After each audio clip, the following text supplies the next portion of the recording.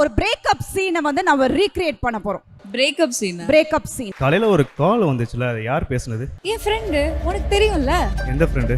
சக்திப்பா. அன்னைக்கு நம்ம போனோம்ல ரெஸ்டாரண்ட்டுக்கு, அவன்தான். நான் தான் அன்னைக்கே சொன்னேன்ல, அவன் பார்வையே சரியில்லை, நீ எதுக்கு அவங்க கிட்ட பேசுறேன்னு கேட்டேன். என்ன பார்வை?